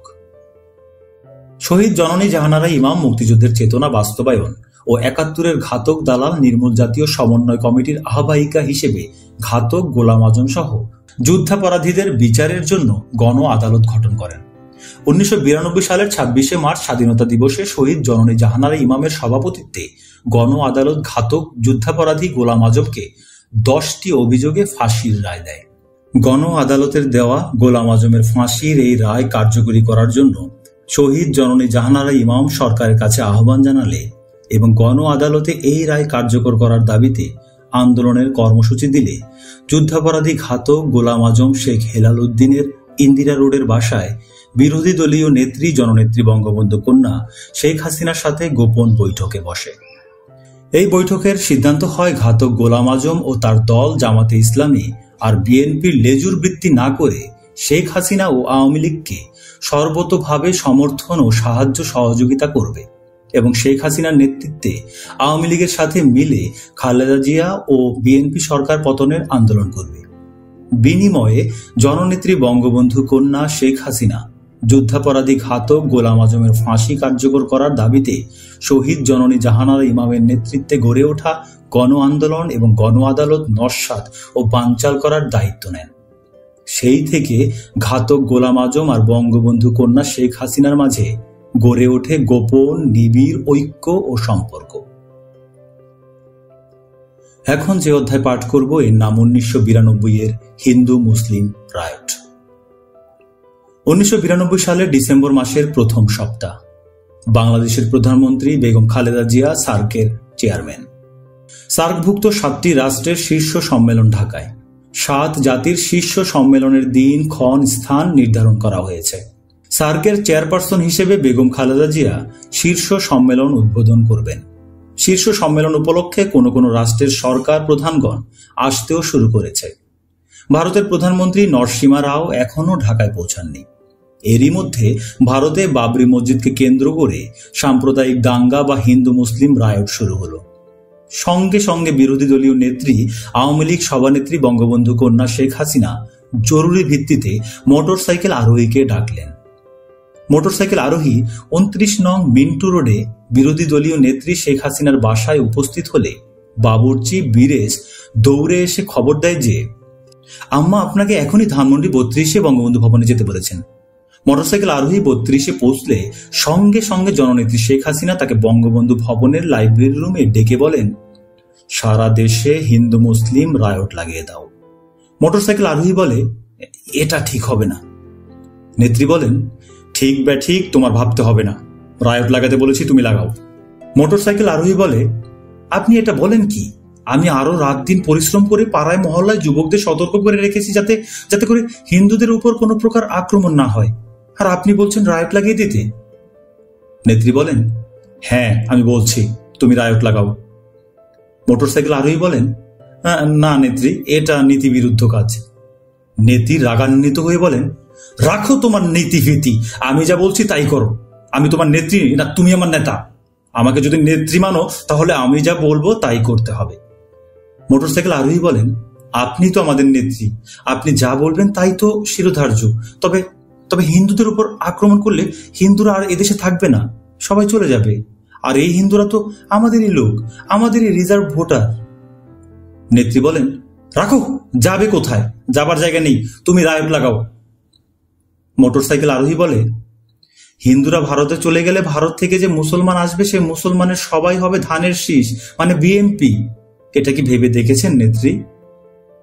নেত্রী বলেন, আরে বোকা, সার্ক সম্মেলন পণ্ড করতে হবে না, কয়েকদিন পরেই সার্ক সম্মেলন। খালেদা জিয়া সার্ক সম্মেলন উদ্বোধন করবে। ইন্ডিয়ার প্রাইম মিনিস্টার নরসিমা রাও এখনো আসেনি, এই সুযোগ। এখনই রায়ট লাগিয়ে দিলে সার্ক সম্মেলন পণ্ড হয়ে যাবে। তাছাড়া জাহানারা ইমাম যেভাবে জনপ্রিয় হয়ে উঠেছে তাকেও তো সয়েজ করতে হবে। জাহানারা ইমাম আমার নেতৃত্বের প্রতি হুমকি, যেভাবে সে দিনকে দিন মুক্তিযুদ্ধের ধারক বাহক হয়ে যাচ্ছে তা ভয়ের ব্যাপার হয়ে দাঁড়িয়েছে। তাকে আর ছাড় দেওয়া যায় না। এই সুযোগেই জাহানারা ইমামকে জনগণ থেকে বিচ্ছিন্ন করে ফেলতে হবে। এক ঢিলে দুই পাখি। সার্ক সম্মেলন পণ্ড, জাহানারা ইমাম সাইজ। তুমি রায়ট লাগাও, হিন্দুদের উপর হামলা করো। এদেশের সকল হিন্দুরাই এখন জাহানারা ইমামের পিছনে চলে গেছে। ঢাকায় রায়ট বা হিন্দু মুসলমান দাঙ্গা লাগানোর দায়িত্ব দেওয়া হলো মোটরসাইকেল আরোহীকে এবং সিদ্ধান্ত হলো 29 মিন্টু রোড বিরোধী দলের নেত্রীর বাসার এবং ধানমন্ডি 32 নম্বরে বঙ্গবন্ধু ভবনের টেলিফোন ব্যবহার না করে বঙ্গবন্ধু কন্যা শেখ হাসিনার চাচাতো চাচা বঙ্গবন্ধু ট্রাস্টের মহাসচিব শেখ হাফিজুর রহমানের বাসার টেলিফোন থেকে ঢাকার বাইরের জেলাগুলিকে হিন্দু মুসলমান রায়ট লাগানোর নির্দেশ দেওয়া হবে। খালেদা জিয়া সরকার যাতে বঙ্গবন্ধু কন্যা শেখ হাসিনা কর্তৃক রায়ট লাগানোর পরিকল্পনা টের না পায় সেই জন্য এই সতর্কতা। বিরোধী দলীয় নেত্রী বঙ্গবন্ধু কন্যা শেখ হাসিনার পরিকল্পনা ও সিদ্ধান্ত অনুযায়ী দ্রুত গতিতে হিন্দু মুসলমান রায়ট লাগানোর জন্য সারা ঢাকা শহরের সকল গুন্ডা, বদমাইশ এবং সন্ত্রাসীরা হাতে নগদ 5 লক্ষ টাকা তুলে দেওয়া হলো। বঙ্গবন্ধু কন্যা শেখ হাসিনার কর্মসূচি বাস্তবায়িত করার জন্য প্রথমেই যাওয়া হলো ঢাকা বিশ্ববিদ্যালয়ের জগন্নাথ হলের পূর্ব পাশে অবস্থিত শিববাড়ি মন্দিরে। সেখানে দেখা গেল লুটেরা আর সুযোগ সন্ধানীদের জটলা। এই জটলাকারী লুটেরা সুযোগ সন্ধানীদের হাতে সংগোপনে একাধিক 100 টাকার করকরে নোট গুঁজে দিয়েই বলা হলো, ভারতে মুসলমানদের খুন করা হচ্ছে, মুসলমান নারীদের ইজ্জত আর ধন সম্পদ লুট করে নেওয়া হচ্ছে, আর আমরা বাংলাদেশের মুসলমানরা চুপচাপ চেয়ে চেয়ে দেখছি, শুনছি। যান যান যান, শুরু করেন, নেন, লুট করে নেন। বলার সঙ্গে সঙ্গেই সুযোগ সন্ধানী লুটেরা হই হই করে মহা উৎসবে শিববাড়ি মন্দিরে লুটপাট শুরু করে দিল। সেখান থেকে চলে আসা হলো ঢাকেশ্বরী মন্দিরে। এখানেও উৎসুক সুযোগ সন্ধানী লুটেরার জটলা। এখানেও নগদ টাকা আর একই কায়দায় বক্তৃতা এবং ঢাকেশ্বরী মন্দির লুট। এরপর এলো রামকৃষ্ণ মিশন। নগদ অর্থ আর বক্তৃতায় কাজ হলো। রামকৃষ্ণ মিশনে লুটপাট শুরু হলো। তারপর যাওয়া হলো পুরান ঢাকার তাঁতিবাজার, শাখারিপট্টি, বাংলা বাজার, মালাকাটোলা, মিল ব্যারাক, গুসাইবাড়ি, নারিন্দা, টিকাটুলি, ইসলামপুর ইত্যাদি জায়গায়। কিন্তু না, এটা পুরান ঢাকা। এখানে সবাই পরিচিত। এখানে বক্তৃতা করা যাবে না। এখানে শুধু টাকার উপর দিয়ে কাজ চালিয়ে যেতে হবে। বিভিন্ন মস্তান, সন্ত্রাসী ও নেশাখোর গ্রুপকে প্রচুর টাকা দেওয়া হলো। টাকায় কথা বলল। পুরাতন ঢাকায় হিন্দুদের দোকান, ব্যবসা প্রতিষ্ঠান, বাড়িঘরে লুটপাট আরম্ভ হলো। ঘন্টা 3-4 পরে ধানমন্ডি 32 নম্বর বঙ্গবন্ধু ভবনে বিরোধী দলীয় নেত্রী বঙ্গবন্ধু কন্যা শেখ হাসিনাকে সারা ঢাকা শহরে হিন্দু মুসলিম সাম্প্রদায়িক দাঙ্গা বা রায়ট লাগিয়ে দেওয়ার সফল সংবাদ দিলে তিনি বেজায় খুশিতে আপ্লুত হয়ে বলে ওঠেন, এই তো কাজের ছেলে, তুমি না হলে কি হয়? তাই তো আমি তোমাকে খুঁজি। সামনে নির্বাচনে তোমাকে আমি মুকসিদপুর থেকে এমপি বানাবো। সারা দেশে হিন্দু মুসলমান রায়ট শুরু হলো। ভারতের প্রধানমন্ত্রী নরসিমা রাও ঢাকা এলেন না। সার্ক সম্মেলন পণ্ড হলো। 10 ডিসেম্বর 1992 সাল, বৃহস্পতিবার। ঘাতক দালাল নির্মূল কমিটির নেত্রী শহীদ জননী জাহানারা ইমামের ডাকে গণ আদালত কর্তৃক ঘোষিত যুদ্ধাপরাধী গোলাম আজমের ফাঁসির রায় কার্যকর করার দাবিতে মানববন্ধন কর্মসূচিতে হিন্দু সম্প্রদায় যোগদান করল না। মাত্র কয়েকদিন আগে ঘটে যাওয়া হিন্দু মুসলমান রায়টের কারণে যুদ্ধাপরাধী ঘাতক গোলাম আজমের ফাঁসির দাবিতে মানববন্ধন কর্মসূচিতে হিন্দু সম্প্রদায় যোগদান করবে না, এটা প্রায় নিশ্চিত ছিল। আর সেই কারণেই ঘাতক দালাল নির্মূল ও মুক্তিযুদ্ধের চেতনা বাস্তবায়ন কমিটির নেত্রী শহীদ জননী জাহানারা ইমাম আগে থেকেই আমরা যারা মুক্তিযোদ্ধা আমাদের সাথে ঘনিষ্ঠ যোগাযোগ করে বন্ধু বান্ধব, পরিবার পরিজন নিয়ে 10 ডিসেম্বরের মানববন্ধন কর্মসূচিতে যোগদান করার আহ্বান জানান। একজন মুক্তিযোদ্ধা হিসেবে শহীদ জননীর আহ্বানে সাড়া না দিয়ে পারেনি। তাছাড়া হিন্দু মুসলিম সাম্প্রদায়িক দাঙ্গা সৃষ্টি আমাকে মর্মে মর্মে আঘাত করছিল। এজন্যই বঙ্গবন্ধু কন্যা শেখ হাসিনাকে না জানিয়ে আমার একমাত্র শিশুকন্যা স্বর্ণলতা ও প্রিয়তমা স্ত্রী ময়নাকে সঙ্গে নিয়ে মানববন্ধন কর্মসূচিতে অংশগ্রহণ করি। মানববন্ধন কর্মসূচির পরের দিন 11 ডিসেম্বর 1992 সাল শুক্রবার দৈনিক ভোরের কাগজ ও দৈনিক আজকের কাগজের প্রথম পাতায় বড় করে আমাদের ছবি ছেপে লিড নিউজ করে। ভোরের কাগজ ও আজকের কাগজের এই ছবি দেখে জননেত্রী বঙ্গবন্ধু কন্যা শেখ হাসিনা ভীষণ রেগে যান এবং টেলিফোনের মাধ্যমে আমাকে জরুরি তলব করেন। সকাল 10টা নাগাদ 29 মিন্টু রোডে বিরোধী দলীয় নেত্রী শেখ হাসিনার বাসভবনে পৌঁছে কাঠের সিঁড়ি দিয়ে দোতলায় ব্যালকনিতে উঠে দেখি বঙ্গবন্ধু কন্যা গম্ভীর হয়ে বেতের চেয়ারে বসে আছেন। আমাকে দেখেই ভোরের কাগজ ও আজকের কাগজ পত্রিকা দুটি আমার দিকে ছুঁড়ে মেরে উত্তেজিত হয়ে বললেন, এই তোমাদের বিশ্বাস, মুখে এক কথা আর কাজে আরেক। পত্রিকা দুটি হাতে নিলাম এবং এই প্রথম সপরিবারে পত্রিকায় নিজেদের ছবি দেখে বুঝে ফেললাম ঘটনাও অনেক খারাপ, আজ কপালে অনেক খারাপই আছে। বঙ্গবন্ধু কন্যা জননেত্রী শেখ হাসিনা বলতে লাগলেন, নেতৃত্বের প্রতি এই তোমাদের আস্থা, এই বিশ্বাস, এই আনুগত্য, যেখানে আমি নিজেকে জাহানারা ইমামের কর্মসূচিতে তোমাদের অংশগ্রহণ করতে নিষেধ করেছি এবং অন্য কর্মীরা যাতে অংশগ্রহণ করতে না পারে তার দায়িত্ব তোমাকে দিয়েছি, সেখানে তুমি নিজেই কোন আক্কেলে বউ বাচ্চা নিয়ে হাজির হলে? একদিকে থাক, জাহানারা ইমাম পছন্দ হয় জাহানারা ইমামকে নিয়েই থাক, আমার দিকে আর এসো না। আমি চুপ করে ভাবছি এখন কি বলা যায়। মাথায় একটা বুদ্ধি এলো, ধীরে ধীরে বললাম, নেত্রী, আমি কিছু বলতে চাই। তুমি আবার কি বলবে? তোমার আবার কি বলার আছে, বলো। নেত্রী, আমরা তো আসলে মেয়ের জুতা মানে স্বর্ণলতার জুতা কেনার জন্য এলিফ্যান্ট রোড যাচ্ছিলাম, কিন্তু আপনার নির্দেশ পালন করার জন্য একটু আগে ভেবেই বেরিয়েছিলাম এবং প্রেস ক্লাব এসে অন্তত 300 কর্মীকে কানে কানে জাহানারা ইমামের এই কর্মসূচিতে যোগ না দেওয়ার আপনার নির্দেশ জানিয়ে বিদায় করেছি। কিন্তু ফটো সাংবাদিকদের খপ্পর থেকে বাঁচতে পারলাম না, তারা নাছোড়বান্দা, ফটো না তুলে ছাড়লই না। আসলে এটা মানববন্ধন কর্মসূচির ফটো না, কৃত্রিমভাবে তোলা এই ছবি মাত্র কয়েকদিন আগে রায়ট হয়ে গেল, মৌলবাদীরাও সক্রিয়। দেশের এই উত্তপ্ত পরিস্থিতিতে আমি বউ বাচ্চা নিয়ে জাহানারা ইমামের মানববন্ধন কর্মসূচিতে যাব? আমার কি মাথা খারাপ হয়েছে? আমরা শুধু আপনার নির্দেশ পালন করার জন্য এই ঝুঁকি নিয়ে সেখানে গিয়েছি। তোমরা তো একই রকম কাজই করবা, হিতে বিপরীত করবা। তোমাদের নিয়ে যদি একটুকু নিশ্চিন্তে থাকা যায়। বোঝো এবার ঠেলা, সবাই পত্রিকার ছবিতে দেখবে শেখ হাসিনার নিজস্ব লোকেই জাহানারা ইমামের কর্মসূচিতে। এখন আর কাকে নিষেধ করবা না যাওয়ার জন্য? তোমাদের নিয়ে আমার যত জ্বালা। এখন যে অধ্যায় পাঠ করব এর নাম শেখ হাসিনা ও গোলাম আজমের দ্বিতীয় বৈঠক। 30 জানুয়ারি 1994 ঢাকা সিটি কর্পোরেশনের মেয়র ও কমিশনার নির্বাচন। বঙ্গবন্ধু কন্যা শেখ হাসিনা ও তার দল আওয়ামী লীগ ঢাকা মহানগর আওয়ামী লীগের সভাপতি মোহাম্মদ হানিফকে ঢাকা মেয়র পদে মনোনয়ন দিয়েছে। তোড়জোড়ে নির্বাচনী প্রচার প্রপাগান্ডা এগিয়ে চলছে। বঙ্গবন্ধু কন্যা শেখ হাসিনা থেকে শুরু করে দলের সকল নেতাকর্মী বাড়ি বাড়ি গিয়ে ভোটারদের কাছে মেয়র পদে মাছ মার্কায় হানিফের জন্য ভোট চাইছে। অধিক রাত পর্যন্ত চলছে মিছিল এবং নির্বাচনী জনসভা। প্রতিটি পাড়া মহল্লা অলিতে গলিতে চলছে মেয়র কমিশনার নির্বাচনের কাজ। আওয়ামী লীগ, বিএনপি, জাতীয় পার্টি, জামাত, কমিউনিস্ট পার্টি সহ সকল রাজনৈতিক দল নির্বাচনী কাজে ভীষণ ব্যস্ত। ঢাকায় টান টান নির্বাচনী উত্তেজনা। নির্বাচনের আর মাত্র কয়েকদিন বাকি। 25 জানুয়ারি সন্ধ্যাবেলায় ধানমন্ডি 8-এর এ রোডে বঙ্গবন্ধুর চাচাতো ভাই শেখ হাফিজুর রহমান টোকনের বাসায় 71-এর যুদ্ধাপরাধী জামাত নেতা ঘাতক গোলাম আজমের সাথে বঙ্গবন্ধু কন্যা শেখ হাসিনার দ্বিতীয় বৈঠক হয়। এই বৈঠকে ঘাতক গোলাম আজম মেয়র নির্বাচনে বিএনপি প্রার্থীকে সমর্থন না দেওয়ার আশ্বাস দিলে শেখ হাসিনাও রাজনীতিতে জামাতকে আক্রমণ না করার আশ্বাস দেন। এবার যে অধ্যায়টি পড়ব এর নাম নির্বাচন বাতিলের দাবি। আজ 30 জানুয়ারি 1994 ঢাকায় প্রথমবারের মতো সরাসরি জনগণের ভোটে মেয়র নির্বাচন চলছে। সকাল 8টা থেকে বিরতিহীনভাবে বিকাল 4টা পর্যন্ত একটানা ভোট গ্রহণ করা হবে।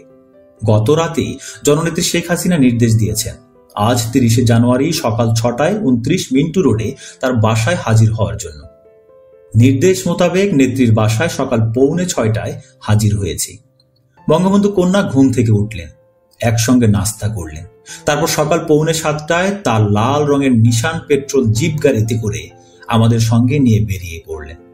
বঙ্গবন্ধু কন্যা প্রথমে গেলেন শেরে বাংলা নগরের রাজধানী হাই স্কুলে, তারপর গেলেন ধানমন্ডি বয়েজ হাই স্কুলে, এরপর গেলেন ধানমন্ডি 32-এ তার পিতার বাড়ি বঙ্গবন্ধু ভবনে। সেখানে কিছুক্ষণ অপেক্ষা করে চা খেয়ে নিজের ভোটার স্লিপ নিয়ে চলে এলেন সিটি কলেজে ভোট দিতে। সিটি কলেজে ভোট দেওয়া শেষ করে আরো কিছু ভোট কেন্দ্রে ঘুরে বেলা 11টা নাগাদ ফিরে এলেন 29 মিন্টু রোডে তার সরকারি বাসভবনে। জননেত্রী শেখ হাসিনা মিন্টু রোডের বাসভবনে ফিরে আসার 10-15 মিনিটের মধ্যে এসে উপস্থিত হলেন আওয়ামী লীগের যুগ্ম সম্পাদক নওগাঁর আব্দুল জলিল। সভানেত্রী শেখ হাসিনাকে আব্দুল জলিল বললেন, নেত্রী, আমাদের অবস্থা ভালো না, আমরা নির্বাচনে জিততে পারবো না, আমাদের লোককে ভোট কেন্দ্র থেকে বের করে দিচ্ছে। আপনাকে তো আগেই বলেছি আওয়ামী লীগ হলো হরতাল আর আন্দোলনের দল, নির্বাচনের দল না। আপনি খামোখা নির্বাচনে যান। আব্দুল জলিলের কথা শেষ না হতেই এসে হাজির হলেন আওয়ামী লীগের সাধারণ সম্পাদক জিল্লুর রহমান। জিল্লুর রহমানের পেছনে পেছনে এলেন প্রেসিডিয়াম সদস্য আব্দুর রাজ্জাক সহ অন্যান্য নেতৃবৃন্দ। একমাত্র আব্দুর রাজ্জাক ছাড়া সকল নেতৃবৃন্দের একই কথা, মেয়র নির্বাচনে ব্যাপক কারচুপি হচ্ছে, আমাদের কর্মীদের ভোট কেন্দ্র থেকে বের করে দিচ্ছে, নির্বাচন বাতিলের দাবি করা হোক, আন্দোলন করা হোক ইত্যাদি। প্রেসিডিয়াম সদস্য আব্দুর রাজ্জাক বললেন, নির্বাচনে কারচুপি হচ্ছে, আমাদের কর্মীদের বের করে দেওয়া হচ্ছে, এটা কি আপনারা কেউ ভোট কেন্দ্রে গিয়ে দেখেছেন? নেতারা কেউ কোনো উত্তর দিলেন না, কোনো কথাও কেউ বললেন না, সবাই চুপ। জননেত্রী বঙ্গবন্ধু কন্যা শেখ হাসিনা বললেন, এটা আবার ভোট কেন্দ্রে গিয়ে দেখতে হয় নাকি? ওরা তো ভোট কারচুপি করবেই, এখন না করলে একটু পরে করবে।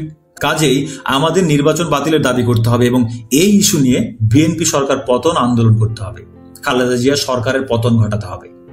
সঙ্গে সঙ্গে টেবিল টেলিফোন সেট দিয়ে বঙ্গবন্ধু কন্যা শেখ হাসিনা স্বয়ং প্রধান নির্বাচন কমিশনারকে ফোন করলেন। প্রধান নির্বাচন কমিশনারকে না পেয়ে অন্য একজন নির্বাচন কমিশনারকে নির্বাচন বাতিল করার কথা বললে নির্বাচন কমিশনার বিস্ময়ের সাথে বললেন, ম্যাডাম, নির্বাচন বাতিল করা তো দূরের কথা, কোনো ভোট কেন্দ্রে নির্বাচন স্থগিত করার মতো কোনো ইনফরমেশন এখন পর্যন্ত আমাদের কাছে আসেনি।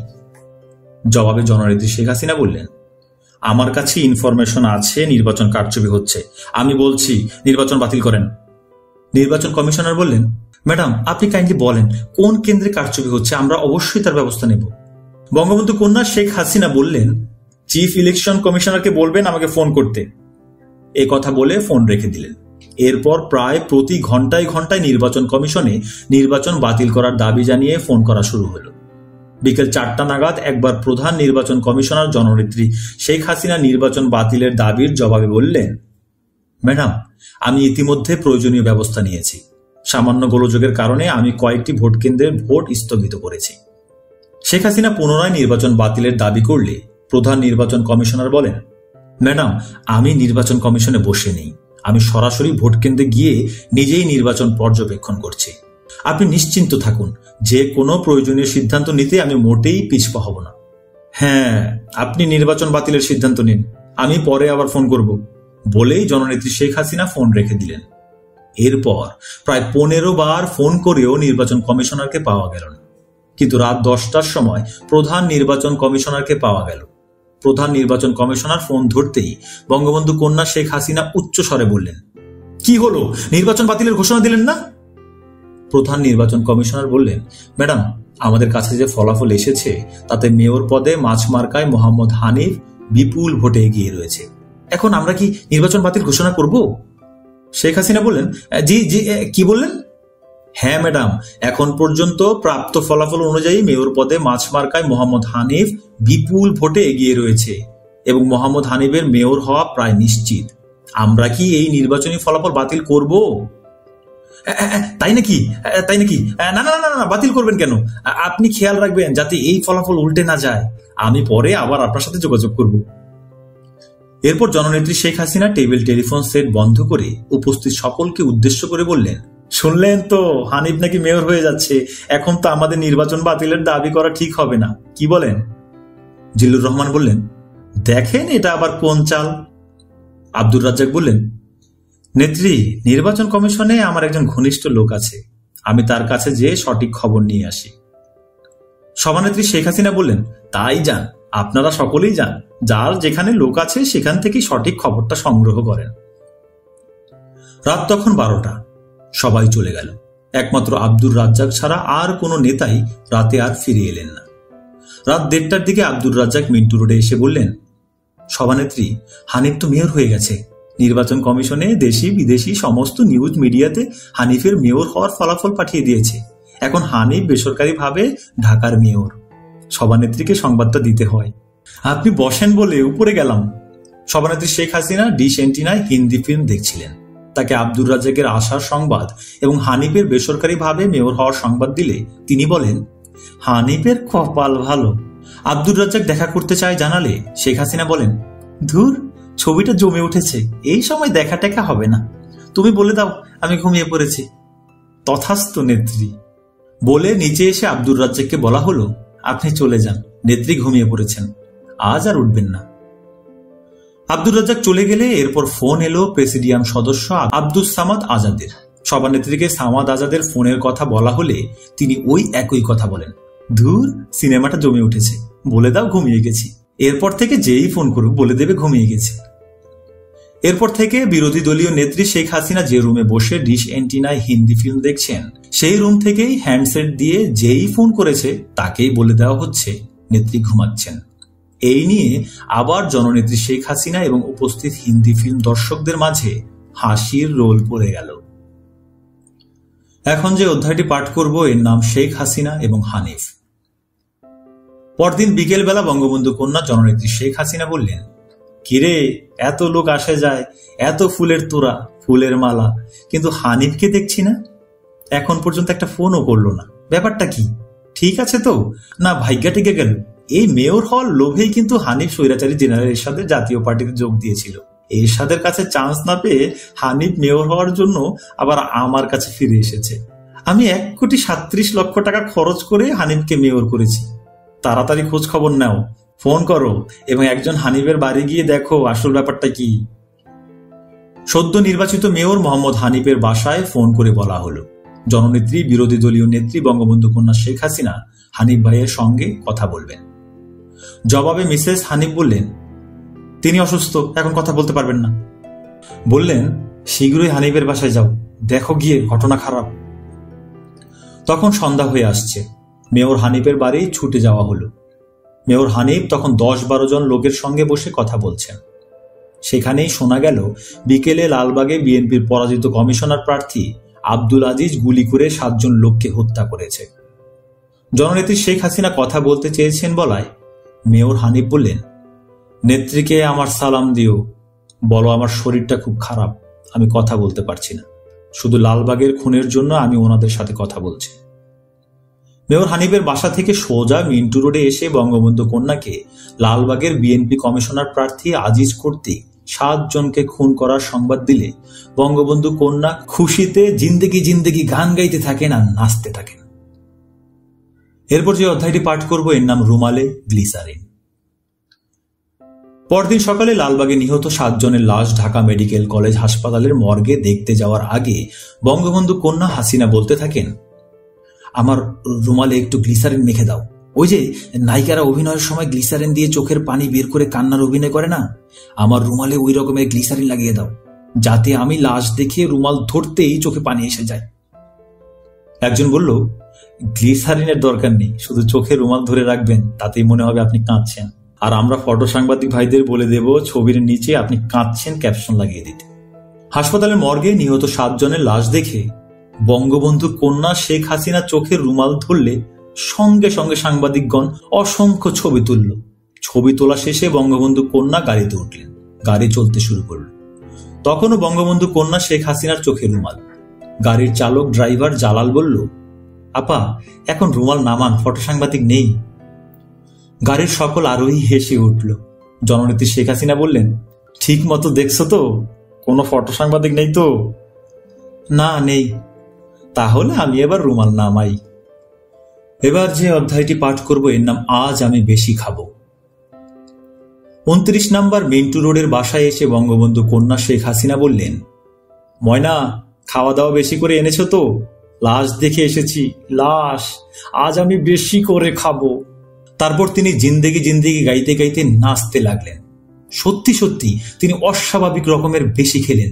এমনিতেই তিনি বিভিন্ন আন্দোলন সংগ্রামে নিহতদের লাশ দেখে এসে স্বাভাবিকের চাইতে অনেক বেশি খেতেন, কিন্তু আজ খেলেন তো অস্বাভাবিকের চাইতেও অনেক বেশি। এবার যে অধ্যায়টি পাঠ করব এর নাম টাকার ভাগ দিতে হবে। টুঙ্গিপাড়ায় শেখ হাসিনার পিতা আওয়ামী লীগের জাতির পিতা বঙ্গবন্ধু শেখ মুজিবুর রহমানের কবরে গিয়ে মেয়র মোহাম্মদ হানিফের আনুষ্ঠানিক শপথ নেওয়ার দিনক্ষণ চূড়ান্ত করা হল। ঢাকা থেকে বঙ্গবন্ধু কন্যা বিরোধী দলীয় নেত্রী জননেত্রী শেখ হাসিনা ঢাকার মেয়র মোহাম্মদ হানিফকে সঙ্গে নিয়ে টুঙ্গিপাড়ায় যাবেন এবং সেখানে বেসরকারিভাবে হানিফ মেয়র হিসেবে শপথ নেবেন। নির্দিষ্ট দিনে সকালবেলা সকলেই টুঙ্গিপাড়ায় যাওয়ার জন্য প্রস্তুত, কিন্তু মেয়র হানিফ এলেন না। টুঙ্গিপাড়ায় যাওয়া হলো না। মেয়র হানিফের সঙ্গে যোগাযোগ করা হলে তিনি বললেন, তিনি অসুস্থ। এরপর আর মেয়র হানিফ শেখ হাসিনার বাসা, আওয়ামী লীগ অফিস কোথাও এলেন না। আনুষ্ঠানিকভাবে মেয়র পদে মোহাম্মদ হানিফ শপথ নিলেন, ঢাকার মেয়রের দায়িত্বভার নিলেন। হটলাইনের রেড টেলিফোনে প্রতিদিন 2-1 বার প্রধানমন্ত্রী বেগম খালেদা জিয়ার সঙ্গে কথা বলেন। প্রতিদিন না হলেও প্রায়ই প্রধানমন্ত্রী বেগম খালেদা জিয়ার সঙ্গে দেখা করেন এবং যুক্তি পরামর্শ করে সিটি কর্পোরেশন পরিচালনা করেন। কিন্তু বঙ্গবন্ধু কন্যা শেখ হাসিনা এবং আওয়ামী লীগ নেতাকর্মী ও আওয়ামী লীগ অফিসের ত্রিসীমানায়ও আসেন না। বঙ্গবন্ধু কন্যা শেখ হাসিনা কপাল চাপড়ান আর বলতে থাকেন, নিমক হারাম, বেঈমান, ওরে আমি 1,37,00,000 টাকা খরচ করে মেয়র করেছি, বেঈমান, নিমক হারাম। যে আসে যাকে পান তার কাছেই তিনি এই কথা বলতে লাগলেন। একজন বলল, ঠিক আছে, হানিফ ভাই মেয়র হয়েছে, টাকা কামাবে, টাকা খাবে, খাক, আমরা তো আর ভাগ চাই না, কিন্তু দলের কাজ করবে না কেন? জবাবে বঙ্গবন্ধু কন্যা শেখ হাসিনা বললেন, কেন একা টাকা খাবে কেন? আমাদের ভাগ দিতে হবে। ওকে 1,37,00,000 টাকা খরচ করে মেয়র বানিয়েছি, তোমাদের হাত দিয়েই তো ওই টাকা খরচ করেছি। হানিফ তো 1 পয়সাও খরচ করেনি, সব আমি করেছি। এখন হানিফ একা খাবে কেন? আমাদেরও ভাগ দিতে হবে, নইলে আমি শেখ হাসিনা একদিন না একদিন এর উসুল করে ছাড়ব। বঙ্গবন্ধু কন্যা শেখ হাসিনা কথা বলবেন, কত শতবার ফোন করা হয়, মেয়র হানিফ ফোন ধরে না। আসতে বলা হয়, দেখা করতে বলা হয়, হানিফ আসে না, দেখা করে না। লোক পাঠালে মেয়র হানিফ বলে, যা যা, যে জায়গায় আসিস সে জায়গায় যা, ক্ষমতায় যাওয়া লাগবো না, যে পর্যন্ত আগাইছোস ওই বিরোধী দল পর্যন্তই থাক, আর ক্ষমতায় যাওয়া লাগবো না, আমি তো ওগুলোকে নাই। এবার যে অধ্যায়টি পাঠ করব এর নাম জাহানারা ইমাম মরেছে, আপদ গেছে। 1994 সালের 26 অথবা 27 জুন সন্ধ্যেবেলায় যুক্তরাষ্ট্র আওয়ামী লীগের সভাপতি টেলিফোন করে 26 জুন 1994 শহীদ জননী জাহানারা ইমামের মৃত্যু হয়েছে বলে সংবাদ দিলে জননেত্রী বঙ্গবন্ধু কন্যা শেখ হাসিনা আনন্দে নাচতে থাকেন আর বলতে থাকেন, মিষ্টি খাও, মিষ্টি, আমার একটা প্রতিদ্বন্দ্বী দুনিয়া থেকে বিদায় হয়েছে, আল্লাহ বাঁচাইছে। নেত্রী হতে চেয়েছিল, আমার জায়গা দখল করতে চেয়েছিল, জাহানারা ইমাম মরছে, আপদ গেছে, বাঁচা গেছে, আমার জায়গা দখল করতে চেয়েছিল। তোমরা জানো না, ইন্ডিয়ান গোয়েন্দা এজেন্সিরা আমার পরিবর্তে জাহানারা ইমামকে নেতৃত্বে বসাতে চেয়েছিল। বেটি মরছে, মিষ্টি খাও, ফকিরকে পয়সা দাও। এর কয়েকদিন পরে শহীদ জননী জাহানারা ইমামের লাশ মার্কিন যুক্তরাষ্ট্র থেকে জিয়া আন্তর্জাতিক বিমানবন্দর এলে জননেত্রী বঙ্গবন্ধু কন্যা শেখ হাসিনা বলেন, চলো এয়ারপোর্টে যাই, আপদের লাশটা এনে কবরে ফেলি।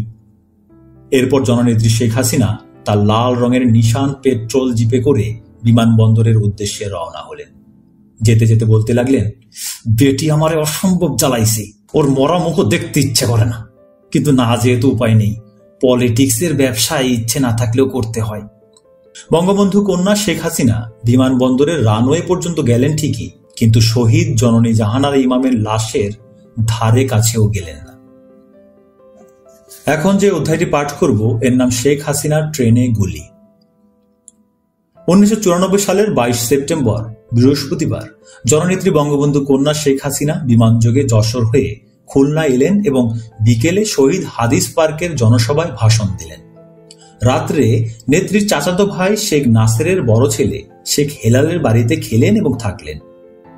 পরদিন 23 সেপ্টেম্বর শুক্রবার সকাল 9টার সময় উত্তরবঙ্গের উদ্দেশ্যে ট্রেন যাত্রা শুরু করলেন। বেশ লম্বা ট্রেন, অনেক সাধারণ যাত্রী আসে ট্রেনে। সাধারণ যাত্রীরা জানে না বা বুঝতে পারছে না শেখ হাসিনার রেলপথে সভা করতে করতে যাওয়া এই ট্রেন কবে কখন গন্তব্যে পৌঁছবে। ঠিক সকাল 9টায় ট্রেন ছাড়ল। প্রতিটি রেল স্টেশনেই ট্রেন থামিয়ে সভা করা শুরু হলো। ট্রেন থেকে নেমে জনসভা আয়োজনের নির্দিষ্ট জায়গায় যেয়ে বক্তৃতা দিয়ে আবার ট্রেনে ফিরে আসতে পৌনে 1 ঘন্টা সময় লাগলো।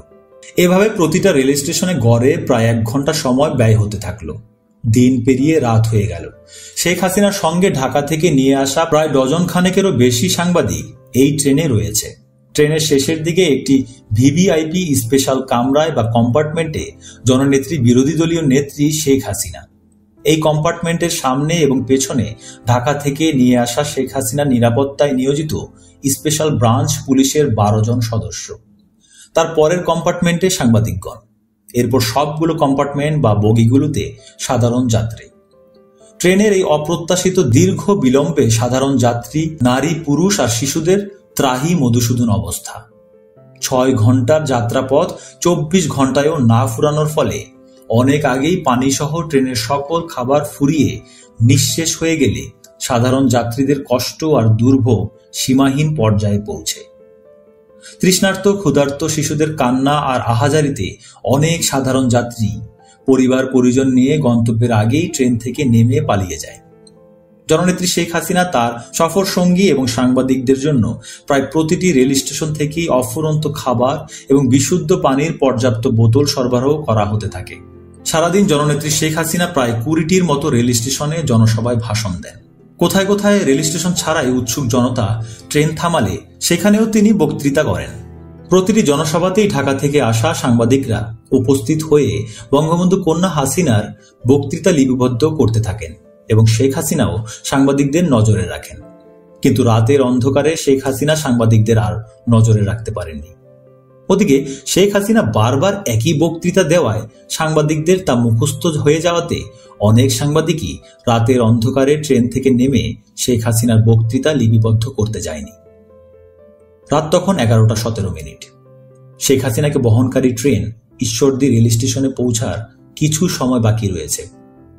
এমন সময় বঙ্গবন্ধু কন্যা শেখ হাসিনা বললেন, এত টাকা পয়সা খরচ করে জামাই আদর করে ঢাকা থেকে যে সাংবাদিকদের এনেছি তারা কি সব ঘুমাচ্ছে?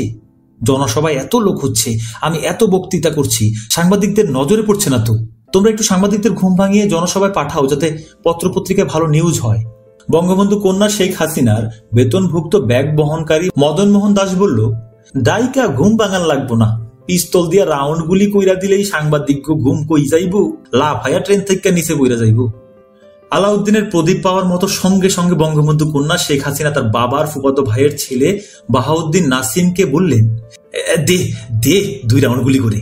আর উপস্থিত অন্যদের বললেন, তোমরা আমাকে হত্যার জন্য ট্রেনে গুলি করা হয়েছে বলে সাংবাদিকদের মাঝে প্রচার করে দেবে।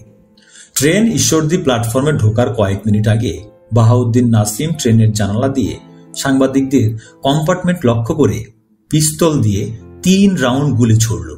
গুলির শব্দ শুনে শেখ হাসিনার নিরাপত্তার দায়িত্বে নিয়োজিত স্পেশাল ব্রাঞ্চের পুলিশেরাও 5-6 রাউন্ড গুলি করে। এই সমস্ত গুলির আওয়াজ শুনে পাশের কম্পার্টমেন্টে থাকা সাংবাদিকরা ভয়ে ট্রেনের ভেতরে গড়াগড়ি শুরু করে এবং আমরা পরিকল্পনা মতো সাংবাদিকদের কম্পার্টমেন্টে এসে বঙ্গবন্ধু কন্যা শেখ হাসিনাকে হত্যার জন্য ট্রেনে গুলি করা হয়েছে বলে প্রচার করতে থাকি। ট্রেন ঈশ্বরদী প্ল্যাটফর্মে থামলে ঈশ্বরদী রেল স্টেশনের জনসভার মঞ্চ থেকেও মাইকে আওয়ামী লীগ প্রেসিডিয়াম সদস্য আমির হোসেন আমু বঙ্গবন্ধু কন্যা শেখ হাসিনাকে হত্যার জন্য ট্রেনে গুলি করা হয়েছে বলে, পরের দিন 24শে সেপ্টেম্বর শনিবার ট্রেনে বঙ্গবন্ধু কন্যার প্রতি গুলি করা হয়েছে বলে জাতীয় পত্র পত্রিকায় সংবাদ বের হলে বগুড়া সরকারি সার্কিট হাউসের ভিভিআইপি রুমে বসে জননেত্রী শেখ হাসিনা সহ তার সফর সঙ্গীরা হাসাহাসি করতে থাকে এবং হাসাহাসির এক পর্যায়ে গুলির এই ঘটনা নিয়ে হরতাল ডাকার সিদ্ধান্ত হয়। এবার যে অধ্যায়টি পাঠ করব এর নাম স্বামী স্ত্রী রাতও কাটায়নি। 1994 সালের 28শে ডিসেম্বর শেখ হাসিনা জাতীয় সংসদ সদস্যপদ থেকে পদত্যাগ করলেন। 29 নম্বর মিন্টু রোডে সরকারি বাসা ত্যাগ করে ধানমন্ডি 5 নম্বর রোডের 54 নম্বর বাড়িতে উঠলেন। ধানমন্ডির বাড়িটির প্রথম ও দ্বিতীয় তলা শেখ হাসিনার পরিত্যক্ত স্বামী ডক্টর ওয়াজেদ মিয়ার নামে আর তৃতীয় তলা শেখ হাসিনার নিজের নামে। শেখ হাসিনার অবহেলিত ও পরিত্যক্ত স্বামী বৈজ্ঞানিক ডক্টর ওয়াজেদ মিয়া এই বাড়িটি করার সময় দ্বিতীয় তলা করার পর টাকা ফুরিয়ে গেলে শেখ হাসিনার কাছে ধার চায়। তখন শেখ হাসিনা তৃতীয় তলা তার নিজের নামে লিখে নিয়ে তারপর ডক্টর ওয়াজেদকে টাকা দেন। অবশ্য এই বাড়িতে ডক্টর ওয়াজেদ মিয়া আর শেখ হাসিনা একসঙ্গে একটি রাতও কাটায়নি। শুধু এই বাড়িতে কেন, 1981 সালের 17ই মে শেখ হাসিনা বাংলাদেশে আসার পর থেকেই 1997 সালের ফেব্রুয়ারি পর্যন্ত এই 16-17 বছর একসঙ্গে স্বামী স্ত্রী হিসেবে রাত কাটানো তো দূরের কথা, এক বাড়িতে কখনো থাকেননি। 1981 সালের 17ই মে বাংলাদেশে আসার পর মাত্র কিছুদিন শেখ হাসিনা ডক্টর ওয়াজেদ মিয়ার মহাখালীস্থ সরকারি কোয়ার্টারে ছিলেন। শেখ হাসিনা যতদিন ডক্টর ওয়াজেদ মিয়ার সরকারি কোয়ার্টারে থেকেছেন ততদিন ডক্টর ওয়াজেদ মিয়া তার কোয়ার্টারে না থেকে সরকারি রেস্ট হাউসে থাকতেন। এরপর শেখ হাসিনা ধানমন্ডিস্থ তার পিত্রালয় বঙ্গবন্ধু ভবনে চলে আসেন। বঙ্গবন্ধু ভবনে থেকে যান বিরোধী দলীয় নেত্রীর 29 মিন্টু রোডের সরকারি বাসভবনে। তখন শেখ হাসিনা এবং তার স্বামী ডক্টর ওয়াজেদ মিয়ার ধানমন্ডি 5 নম্বর রোডের 54 নম্বর বাড়িটি ভাড়া দেওয়া ছিল। 1994 সালে ডিসেম্বর মাসে ধানমন্ডি 5 নম্বর রোডের 54 নম্বর বাড়িটির ভাড়াটিয়াদের এক প্রকার জোর করে তাড়িয়ে দিয়ে খালি করা হয় এবং তারপর বঙ্গবন্ধু কন্যা শেখ হাসিনা এই বাড়িতে আসেন। এই বাড়িতে থেকেই নানা আন্দোলন, সংগ্রাম এবং নির্বাচনের পর জননেত্রী বঙ্গবন্ধু কন্যা শেখ হাসিনা প্রধানমন্ত্রী হয়ে রাষ্ট্রীয় অতিথি ভবন করতোয়া, বর্তমানে গণভবনে গিয়ে ওঠেন। শেখ হাসিনার এই দীর্ঘ 16-17 বছরের জীবনে ডক্টর ওয়াজেদ মিয়া একটি রাতও শেখ হাসিনার সাথে কাটাননি। এমনকি এই 16-17 বছরের জীবনে শেখ হাসিনা আর ডক্টর ওয়াজেদ মিয়ার 16-17 দেখা পর্যন্ত হয়নি। তবে হঠাৎ হঠাৎ মাঝে মধ্যে কদাচিৎ উদ্ভ্রান্তের মতো ডক্টর ওয়াজেদ মিয়া এসে হাজির হতেন, কিন্তু তিনি শেখ হাসিনার পক্ষ থেকে কোনো প্রকার আদর আপ্যায়ন পেতেন না। এমনকি সাধারণ সৌজন্যটুকুও শেখ হাসিনা ডক্টর ওয়াজেদ মিয়াকে দেখাতেন না। শেখ হাসিনা যখন বিরোধী দলীয় নেত্রী হিসেবে 29 মিন্টু রোডের সরকারি বাসায় থাকতেন, তখন এক ঈদের দিনে সাধারণ দর্শনার্থীদের মাঝে সাধারণ মানুষের মতোই ডক্টর ওয়াজেদ মিয়া শেখ হাসিনার সঙ্গে ঈদ মোবারক জানাতে এলেন।